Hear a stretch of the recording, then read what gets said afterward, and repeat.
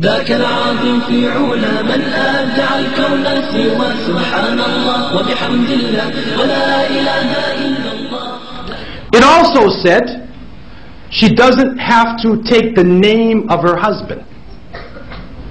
She keeps her own family name. She has her own father and her own mother.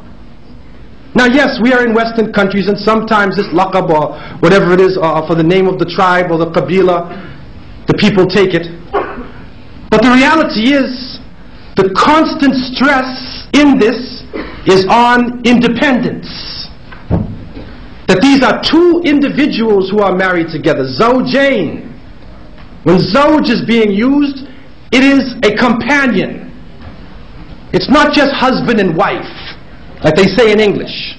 Husband and wife, like slave, master and slave. It is zawjain, two companions who complement each other, whose qualities should not be struggling and fighting against each other, but should be complementing each other. We forgot Allah. Even in the Islamic movement, a phenomenon has happened where many of the brothers feel that the more they're committed to Islam is the more they should suppress their wife. Lock her up, shut her up. Don't have her involved. Hide her away. Crush her intellect. And they think that this is Islamic. And I'm not talking about the separation, which is a natural thing in Islam. But Allah subhanahu wa ta'ala gave the rights of education to the women. We didn't give it to them. So how now can we enter Islam and you put her down? This is not what Islam is saying to us. That is not the early generation. It is liberation. It is freedom from slavery to human beings, to the slavery to Allah subhanahu wa ta'ala. And if we become a servant and a slave of Allah, then nobody and nothing should put us down. And the Prophet ﷺ said very clear, لا طاعة للمخلوق بمعصية الخالق. There is no obedience to the creation when the creation disobeys Allah. There is no obedience. But what has happened to us, in some cases we have created second-class citizens. And if separation means that in one side you have first-class treatment, and on the other side of the veil it's second-class treatment, then that is what we call in South Africa apartheid. It is apartheid. It is not the Islamic concept of separation, where the men and women equally listen to the words of Allah subhanahu wa ta'ala, where they learn Islam equally in different areas. That is the Islamic concept. In many cases we have conferences.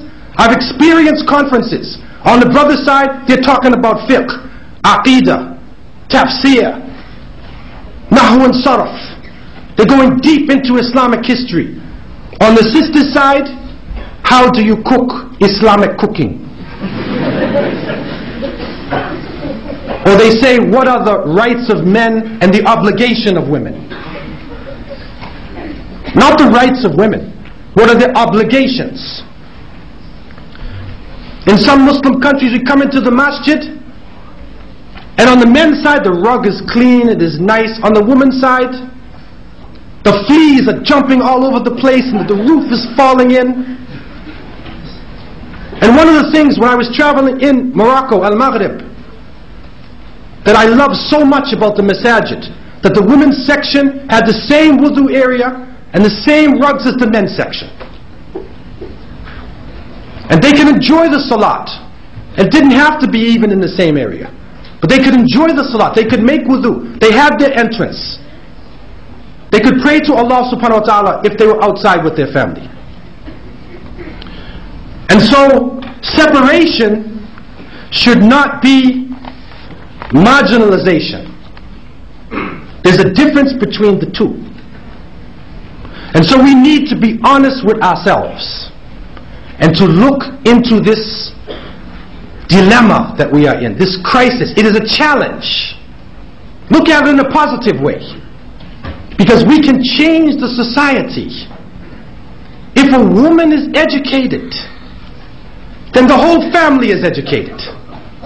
You educate the man, you educate the individual. You educate the mother, and you're educating the children. But if the mother is afraid of the masjid, if she feels negative about Islam, then how can the children love Islam? If the Prophet ﷺ has given certain rights to women, how can we take it away? And so we need to look at this in a serious way. Number one, we all need to increase our taqwa, especially the brothers. And I say this with all sincerity because we have a big task on our shoulders. We have a mighty task. And if the sisters are empowered to take this message and to stand in back of the men and to hold the rope of Allah subhanahu wa ta'ala, then inshallah we can have that type of structure that will not be quaking when it's under pressure. Although when the ego and the nafs gets involved, when tribalism comes in, when organizational fanaticism comes in, and so you see people fighting against each other, and you will see in some of the Muslim countries where the men are the most intolerant to the women, see how they act with themselves.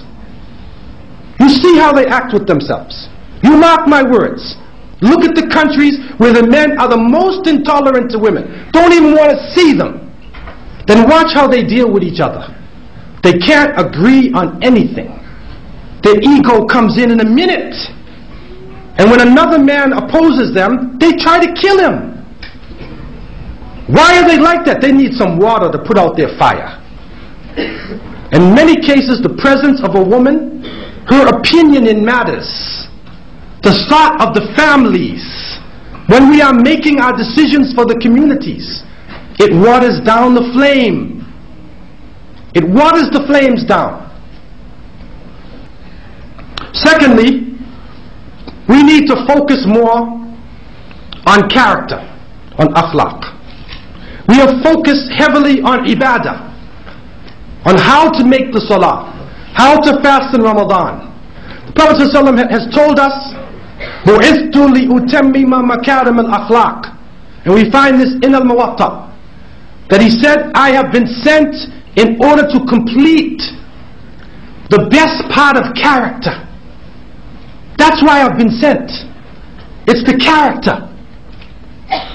And so we need to focus more on character, on akhlaq when we are dealing with the sunnah.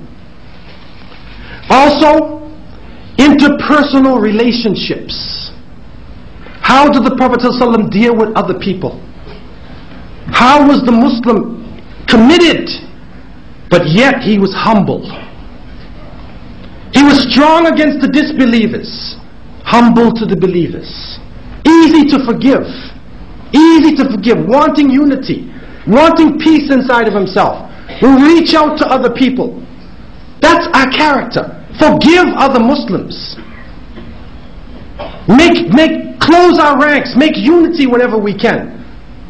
The enemies of Allah subhanahu wa ta'ala are marching on us, and they're planning day and night.